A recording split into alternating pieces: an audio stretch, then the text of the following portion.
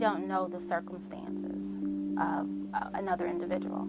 So you can't speak on that because you haven't been in those situations or circumstances.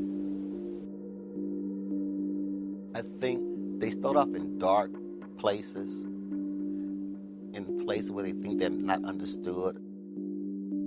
They usually become people in the community that we'd rather separate ourselves from, and that's the last thing they need. The kids are going to be on the streets. They're going to be staying in the same family environments where there is substance abuse, where there is abuse, physical and sexual abuse, or they're going to end up in detention centers and jail. Without Eastway, the homeless situation would be much more prevalent than what it is. They're just going to continue on that road of destruction of jail, drug use, prostitution. If our residents weren't living here at the Heights, the major option for them would most likely be long-term hospitalization, because a majority of our folks came to us straight from the state hospital. Individuals with disabilities have been told that they can't work, that they're not capable of working. I think these would be the kids that would be just sit in the back of the room and ignored and just pacified through school and just push through, and they would come out uneducated, antisocial, and other issues that would set them up for a failed life. I wish people understood that they weren't the throwaway kids of society. There's so much potential in these kids, but they need a program and they need people that care about them to help them reach their potential.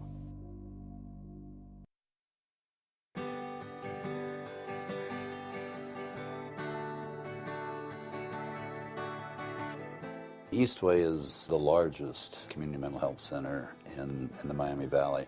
More importantly, it's the most comprehensive. We have case managers, we have therapists, we provide housing services, we provide vocational services. We are 270 plus people who are providing hope to the many, many thousands of people that we work with every year. I think it's a one-stop shop. They can come to the main location and basically have an assessment done to find out what their needs are, and then at that point in time, we basically, they are linked up to the different services that they need.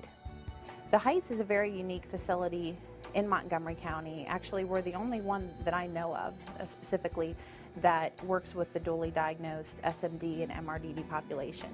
And we were just created less than 2 years ago because we found that there really was a need in the community for this type of facility. A lot of our residents have spent years and years in the state hospital, in the community hospitals, some on the streets. So there really was a unique need for this particular small group of people to have a place that would work with them on the skills that they needed. Eastco Enterprises is part of Eastway Corporation that helps provide vocational services for individuals with special needs. Eastco Enterprises does business solutions where we provide services to businesses, our document management services and our janitorial services, lawn care, all those things that businesses need. But then we also provide vocational employment services where we assist people with special needs to find employment in the community. Webster Street Academy and Family Center is a mental health center that has also an educational component tied with it. We service kids from the ages of 12 to 17. We have an outreach program and an outpatient program, as well as we have the school environment that's set right here at Webster Street Academy. We provide mental health services, alcohol and drug services, coping skills, anger management, an array of services. A lot of times these kids are used to being told, okay, you're done. We're done with you. Go to some other school. Go someplace else. Where, our doors, it's like our hands are always open saying, hey, more than welcome to come back. We embrace you. Northcutt works with adolescent girls, anywhere from the age of 13 up until the age of 18. And these are girls that are in need of mental health treatment. Some of them also need substance abuse treatment. And we also work with their behavioral issues. The girls are referred to us by a wide variety of agencies, mainly like children's services agencies, juvenile courts.